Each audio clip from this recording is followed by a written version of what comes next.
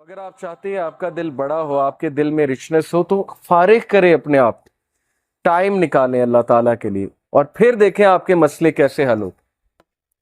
کئی لوگ سے میں نے سنا ہے، ایک بھائی بہت مشکل سے گزرے تھے، 2 سال پہلے کا واقعہ ہے، اور 6-7 مہینے ہو گئے ان کا وہ مسئلہ حل نہیں ہو رہا، ان کا وہ مسئلہ حل نہیں ہو رہا، کوئی فیملی پرابلم تھی۔ اور ایک دن مجھے ملے and he was so happy, اور انہوں نے مجھے ایک سینٹینس کہا جو میں کبھی نہیں بھولوں گا۔ انہوں نے کہا کہ علی بھائی،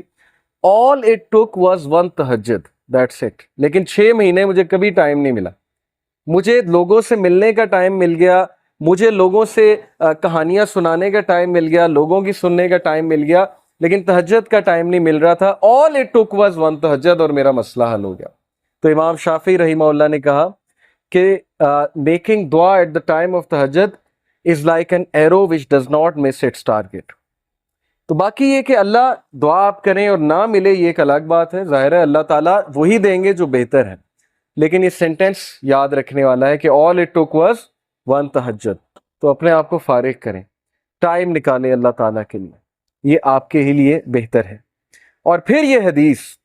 انس بن مالک reported the messenger of Allah صلی اللہ علیہ وسلم said, Allah Almighty said، حدیث قدسی ہے، O son of Adam, if you call upon me and place your hope in me, I will forgive you without hesitation۔ اگر تم ہوپ میرے سے لگاؤ گے، امید میرے سے لگاؤ گے، تو میں تمہیں معاف کروں گا، without any hesitation میں تمہیں معاف کروں گا۔ O son of Adam, if you have sins piling up to the clouds and then ask for my forgiveness, I will forgive you without hesitation۔ اور اگر تیرے گناہ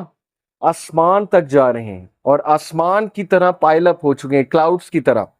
یعنی اتنے سنز ہو چکے ہیں کہ تم اسراف کر چکے ہو، اور تم مجھ سے معافی مانگو گے، میں تمہیں معاف کروں گا، لیکن سچے دل سے توبہ کرو گے، میرے پاس آؤ گے، میرے سے بات کرو گے، مجھے ریکگنائز کرو گے،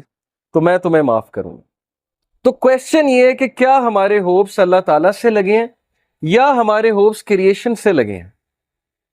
میں یوتھ سے بات کر رہا ہوں، میں حیران ہوں کہ ہم ایک انسان کے لیے راتیں جاگ لیتے ہیں، ہم اس کے لیے اپنے ڈیسیجنز چینج کر لیتے ہیں، کیریئر کے جو ہماری لائن ہے اس کو چینج کر دیتے ہیں ایک انسان کو پانے کے لیے، ایک انسان کے پیچھے دوڑتے ہیں، اور بعد میں ہمیں کوئی خاص فائدہ بھی نہیں ملتا، بعد میں ہمیں جو ہے وہ ریگریٹ ہوتا ہے کہ میں نے اتنا کچھ کیا اور آگے سے رزلٹ جو ہے وہ کچھ بھی نہیں ہے۔ تو یہ ہیں وہ مثالیں جو اللہ تعالیٰ ہمیں قرآن مجید میں بتا رہے ہیں، حدیث میں بتا رہے ہیں کہ تم میرے سے امید لگاؤ، تم میرے پاس آؤ، تم میرے سے مانگو، پھر دیکھو کہ تمہارا مسئلہ حل ہوتا ہے کہ نہیں ہوتا ہے۔ اور امید لگانے کے حوالے سے ابن تیمیہ رحمہ اللہ لکھتے ہیں، ان کی ایک کتاب ہے kalamullah.com پہ آپ جائیں تو وہاں پر ایک کتاب ہے ابن تیمیہ کی،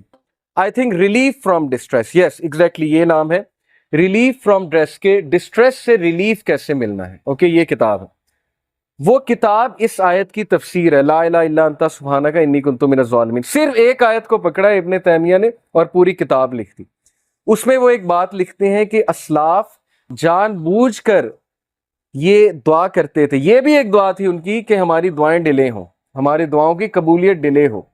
اب یہ ہمارے لیے، ہم جیسے لوگوں کے لیے جو دنیا میں بہت ڈوبے ہیں، بڑی عجیب بات ہے، ہم تو چاہتے ہیں یوں دعا قبول ہو،